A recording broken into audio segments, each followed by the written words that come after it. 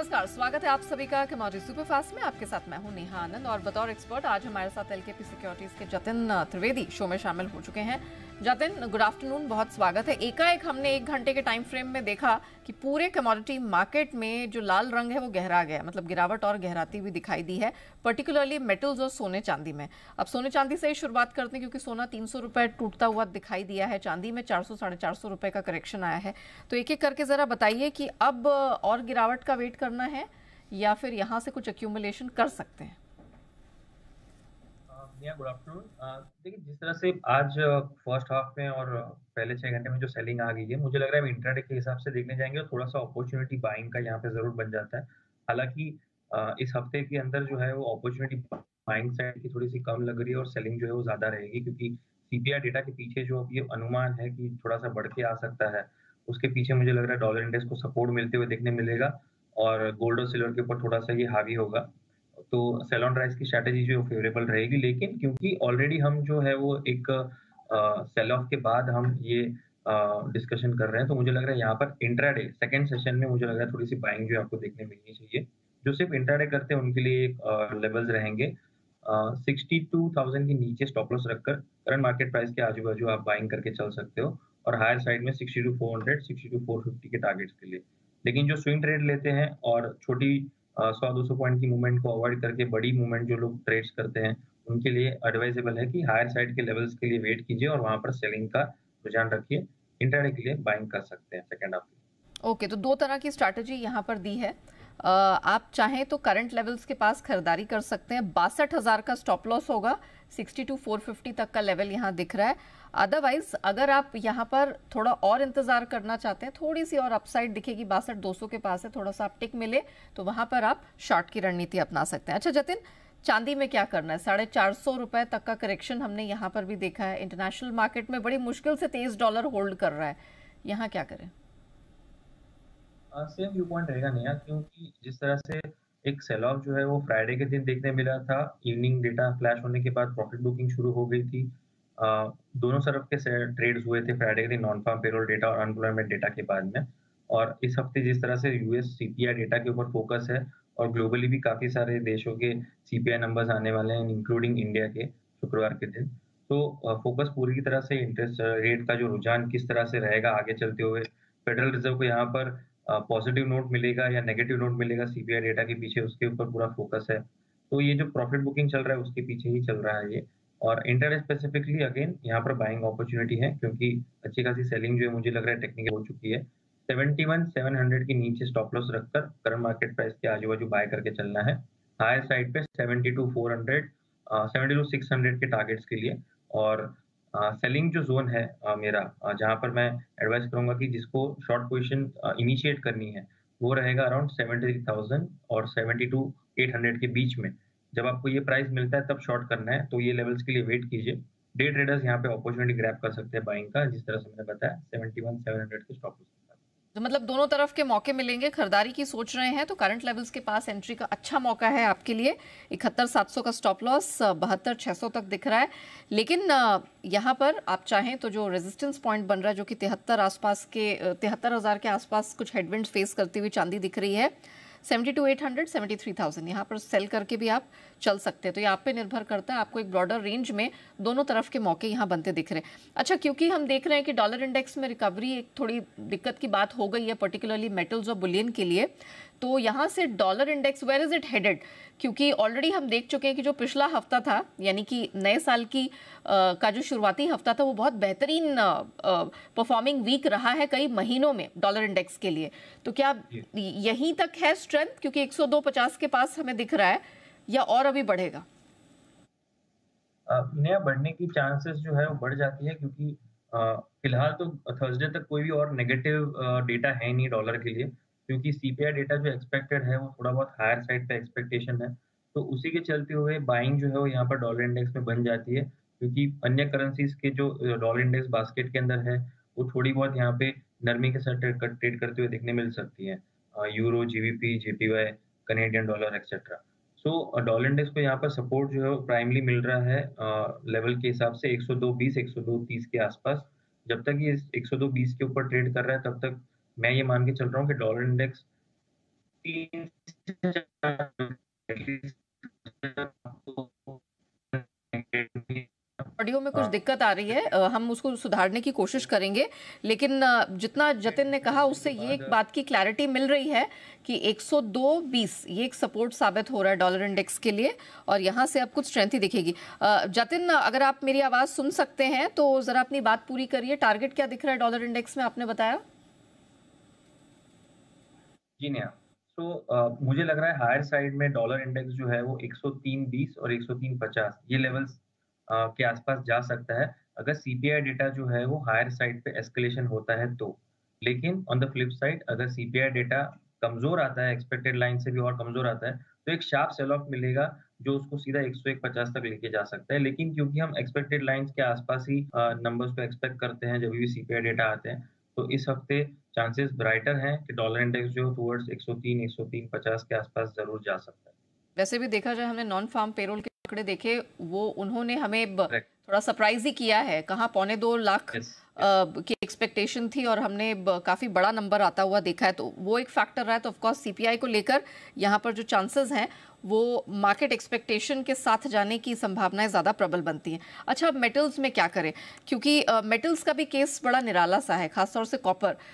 Mining disruptions, supply deficit की बात हर एक ब्रोकरेज ने यहाँ पर कही है, और ये साल और अगले साल और आने वाले समय के लिए दिक्कत और डेफिसिट बताई है, खासतौर से कॉपर मार्केट में। लेकिन क्लैरिटी नहीं मिल रही क्योंकि डिमांड साइड के कंसर्न्स है, डॉलर इंडेक्स मजबूत है, फेडरल रिजर्व का क्या आउटलुक रहेगा, मॉनेटरी पॉलिसी रहेगी, इसको लेके क्लैरिटी नहीं है। अब जरा बताइए कॉपर में करना क्या है? नेहा, अगर शॉर्ट टर्म और इमीडिएट बेसिस पे देखने जाएँगे तो सेलिंग जो है वो ज़्यादा फेवरेबल है, क्योंकि इंटरेस्ट रेट कट के पीछे जो बाइंग होनी थी वो फर्स्ट लेग ऑफ जनवरी और लास्ट लेग ऑफ दिसंबर में ऑलरेडी हो चुकी थी। अच्छी खासी रिएक्शन जो है पॉजिटिविटी की देखने मिली थी बेस मेटल्स के अंदर, जहाँ पर 710 से लेके 730, 35 और 740 तक के लेवल्स भी हमने देखे थे जनवरी वायदा में, जब जनवरी वायदा का कॉपर के अंदर। उसके बाद प्रॉफिट बुकिंग भी शुरू हो गया, क्योंकि मार्केट के अंदर एक्सपेक्टेड लाइन्स पे जितनी बाइंग होनी थी वो हुई, लेकिन जब तक कन्फर्मेशन नहीं आएगा कि यस इस मीटिंग में इंटरेस्ट रेट कट होगा करके, तब तक बेस मेटल के लिए ब्रॉडली अभी भी ट्रेंड जो है वोलेटिलिटी का कंटिन्यूड रहेगा। और आगे चलते हुए सप्लाई डेफिसिट और डिमांड लैकलस्टर, ये दोनों चीज़ कंटिन्यूड रहने वाली है। लेकिन सबसे बड़ा जो की ट्रिगर पॉइंट रहेगा बेस मेटल के लिए, वो रहेगा डॉलर इंडेक्स का नीचे आना। और डॉलर इंडेक्स का नीचे आना स्ट्रांगली और एग्रेसिवली तब होगा जब इंटरेस्ट रेट कट होना शुरू होगा, या उसका एक कंफर्मेशन मिलेगा कि इंटरेस्ट रेट इस टाइम से कट होने वाले हैं, आइदर मार्च में हो या जून से हो। बट क्लैरिटी होना बहुत ज़रूरी है कि इस समय कट होने वाले हैं करके। तो उसके लिए बेस मेटल मार्केट जो है वो एक सीमित दायरे में ट्रेड करते हुए देखने मिल रहे हैं। ब्रॉडली वोलेटिलिटी कंटिन्यूड रहेगी, मैं ये मान के चल रहा हूँ। और डेटा स्पेसिफिकली मुझे लग रहा है फेडरल रिजर्व को सीपीआई डेटा कहीं न कहीं ईयर ऑन ईयर बेसिस वाला जो है वो कहीं न कहीं 2.75 और 2.70 के आसपास चाहिए। तब वो एग्रेसिवली मुझे लग रहा है इंटरेस्ट रेट के रुझान में कट के फ़ेवर में एक स्ट्रांगली स्टेटमेंट देंगे कि इस मीटिंग से हम कट करना शुरू करेंगे या इस टाइम फ्रेम से कट करना शुरू करेंगे। तो जब तक वो डेटा उस करना क्या है फिर लेवल कॉपर तक में? नहीं आता। जी, जी नेहा। कॉपर में फिर करना क्या है, मतलब ये सारे फैक्टर्स को जी। रखते हुए क्या करना है? करेक्ट। तो कॉपर में जैसे मैं बता रहा हूँ कि इमीडिएट बेसिस पर सेल ऑन राइज की स्ट्रैटेजी जो है मेंटेन रखें। 730 के ऊपर जब तक क्लोजिंग नहीं आता तब तक मेरे लिए लेवल स्पेसिफिकली कॉपर जो है वो वीक है बेस मेटल के अंदर। और लोअर एंड पर 705, 700 के लेवल्स के लिए एक शॉर्ट टू मीडियम टर्म के टारगेट के हिसाब से सेलिंग का रुझान जो है बनाकर चलना चाहिए। जहाँ तक एल्यूमिनियम है, जिंक है, इनको इंडिविजुअली हमने देखा था। एक तो energy transition, solar capacities enhancement, और जिंक को क्योंकि स्टील का यहाँ पर उत्पादन और एक्सपोर्ट बड़ी तेजी से खासतौर से चीन में बढ़ा था, उसका काफ़ी सपोर्ट मिला था गैल्वेनाइजिंग के लिए। एल्यूमिनियम, जिंक दोनों चढ़ी भी साथ हैं और उतरी भी साथ में है, तो अब मूवमेंट कैसा दिख रहा है? आई थिंक कॉपर को ये ट्रेल करते हुए देखने मिलेंगे। प्रॉफिट बुकिंग जो है वो बहुत ज़्यादा गहरा नहीं आएगा इसके अंदर, स्पेशली एल्यूमीनियम प्राइसेस के अंदर। ब्रॉडली मैं काफ़ी बुलिश हूँ एल्यूमीनियम के अंदर 2024 के लिए, लेकिन क्योंकि बेस मेटल मार्केट थोड़ा-सा वोलेटिलिटी रहेगा डॉलर इंडेक्स की पॉजिटिविटी के कारण, तो यहाँ पर सेल ऑन राइज की स्ट्रैटेजी यहाँ पर भी मुझे फेवरेबल लग रही है, क्योंकि 1 हफ्ते से अगर हम देखे जाएँगे तो रिटर्न्स जो है वो नेगेटिव में चले जा चुके हैं एल्यूमीनियम के अंदर भी। तो 207, 208 एक स्ट्रॉन्ग हर्डल बना हुआ है। तो 208 ये जो है इस लेवल को आप अपना स्टॉप लॉस पकड़ कर चलिए और लोअर एंड पर 200, 198 इस टारगेट्स के लिए शॉर्ट करके चलें। नॉर्मल क्वांटिटी यहाँ पर रखें और एडिशनल क्वांटिटी जो है वो सेकंड ट्रांच ऑफ सेलिंग जो है वो आप 205, 206 के आसपास कर सकते हैं। 2 ट्रांच में सेलिंग कीजिए एल्यूमीनियम के अंदर, क्योंकि इसकी मोमेंटम जो बहुत स्लो रहती है। और लोअर एंड पर 200, 198 इस टारगेट्स के लिए आप शॉर्ट करके चल सकते हैं। ठीक है, चलिए अब ज़रा कच्चे तेल पे फोकस करते हैं। और मैं देख रही हूँ कि जब हम बात कर रहे थे तो ऑलमोस्ट यहाँ पर 1.5 से अब 2% की गिरावट ब्रेंट और WTI क्रूड दोनों में दिख रही है। $77 के पास ब्रेंट है, WTI 72 के पास है और घरेलू बाजार पे इसका इम्पैक्ट है 6000 के सपोर्ट पर आ गया है। क्या करना है, यहाँ गिरावट और गहराएगी? जी नहीं, इनफैक्ट सभी कमोडिटीज़ के अंदर वोलेटिलिटी कंटिन्यूड रहेगी और वीकनेस का जो ट्रेंड है वो थोड़ा-सा और कंटिन्यूड ही रहेगा। हालाँकि यहाँ पे प्राइसेज़ थोड़े से और एक ऑलरेडी एक शार्प सेल ऑफ दे चुके हैं in the last few minutes. तो मैं ये एडवाइस दूँगा कि थोड़ा-सा बाउंस बैक आने दीजिए। 6050 6050 के आसपास के लेवल्स आपको मिलते हैं, वहाँ पर शॉर्ट करके चलिए। 6100 के ऊपर स्टॉप लॉस रखें और 5950 के आसपास के टारगेट्स रखकर चलिए। इंट्राडे के अंदर ही ये लेवल्स वैलिड हैं और इंट्राडे स्पेसिफिक कॉल रहेगा ये। ओके अच्छा, नेचुरल गैस में क्या किया जाए? बड़ा ही इंटरेस्टिंग मूवमेंट हमने देखा और ये कमोडिटी मार्केट के थोड़ा विपरीत भी गया है। अब ऑफ कोर्स हम देख रहे हैं कि उस पर भी प्रेशर है, लेकिन $2.9 और $2.8 के इर्द गिर्द घूमता दिखा है। 6 हफ्ते के हाइस को अभी भी ये होल्ड आउट कर रहा है और क्लियरली यहाँ पर जो विंटर की डिमांड आती है वो आती हुई यहाँ पर दिखी है। क्या स्ट्रेंथ अभी भी है? $3 को पार करेगा? घरेलू मार्केट में क्या करना है? Yes, rightly pointed Neha. जिस तरह से सभी कमोडिटीज़ के अंदर सेलिंग रहती है और नेचुरल गैस की टेंडेंसी रही है कि जब भी अन्य कमोडिटीज़ के अंदर, नॉन एग्री कमोडिटीज़ के अंदर सेलिंग रहती है, तो नेचुरल गैस जो थोड़ा-सा परफॉर्मेंस अपना दिखाना शुरू कर देता है। और उसके लिए अच्छा टाइम फ्रेम भी है विंटर सेशन के हिसाब से। यहाँ पर उसके अंदर एक सेंटिमेंटल बाइंग भी रहेंगी और लेवल स्पेसिफिकली टेक्निकली भी अच्छा सेटअप है। $3 एक स्ट्रॉन्ग मेजर हर्डल ज़रूर है कॉमेक्स के अंदर, बट मुझे लग रहा है ये आसानी से तो नहीं तोड़ेगा, लेकिन gradually and slowly and steadily इस लेवल को पार करते हुए देखने मिलेगा। और एमसीएक्स पर इसका अगर हम वैल्यूएशन देख लें तो मुझे लग रहा है 225 इसके ऊपर जब तक ट्रेड कर रहा है तब तक बाइंग ऑन डिप्स की स्ट्रैटेजी जो मेंटेन करके चले नेचुरल गैस के अंदर। हायर साइड पे मुझे लग रहा है 245, 250 फर्स्ट हर्डल है नेचुरल गैस के लिए, जो इन लाइन रहेगा अराउंड अबाउट $3 के साथ में। और एक बार 250 के ऊपर ट्रेड करना शुरू करेगा तो 275, 280 तक के लेवल्स भी आपको देखने मिलेगा।